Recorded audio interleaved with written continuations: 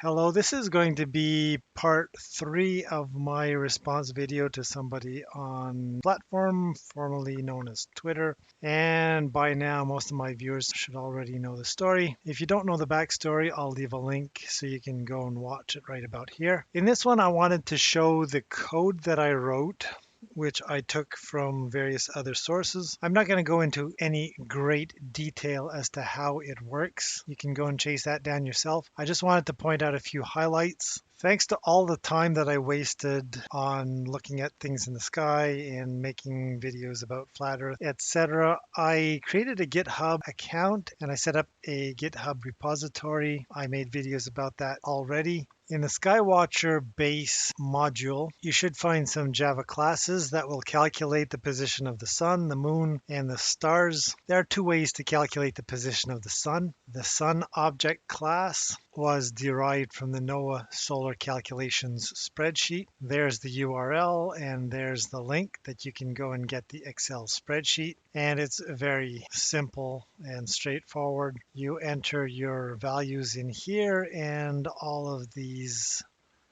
various cells will calculate the appropriate values for that particular time, that particular location, etc. If you come back to my code, you'll see that I've got comments as to which column I was processing. So the column K is the eccentric Earth orbit, which corresponds to that one. And it's basically going to be the same kind of formula that was taken from the spreadsheet. The math might be a little bit tricky for flat earthers, but you can see that for the most part it's just sines, cosines, the reverse tan function, converting to degrees from radians, radians to degrees. There's a few things that I'm calculating I don't really need to calculate because I'm kind of ignoring at this point, but I just kept them in just in case. The formulas to calculate the position of the stars, I forget where I took them from. It was one of the really early things, and I didn't have the foresight to save the URL, but the formulas are very simple. It's just basically a few constants, taking the date in question and making it a Julian date.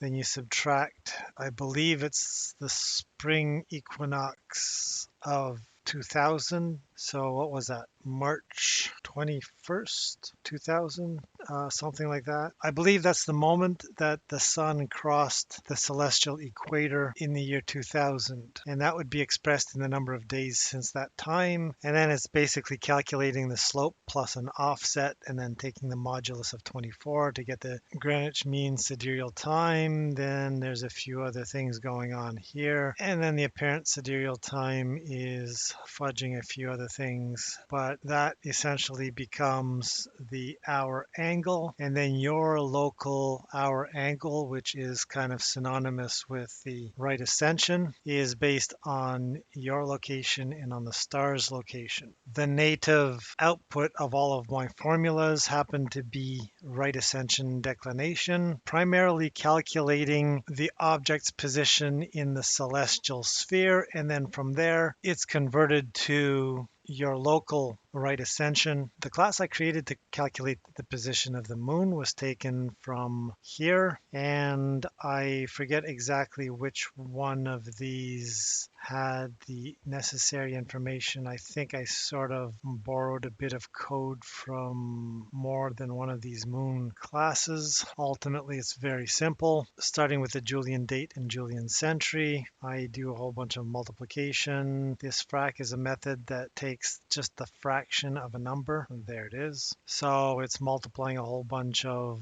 constants with the signs of a whole bunch of other things, doing a whole bunch more calculations, doing a whole bunch of calculations with sines, cosines, constants, etc. And it is going to spit out a right ascension and a declination. Solar objects was one of the more interesting and complicated things I was trying to do. I wanted to know where the various planets were, and it was taken from this site right over here. So here I just put in a few different numbers and it turned out all of the various right ascensions and declinations. It also converted right ascension declination to altitude azimuth. And for example, if I change this to more in my direction, I will recompute this, and you'll see that right ascension declination should remain the same, but altitude azimuth will differ. Here they go through all the different computational steps.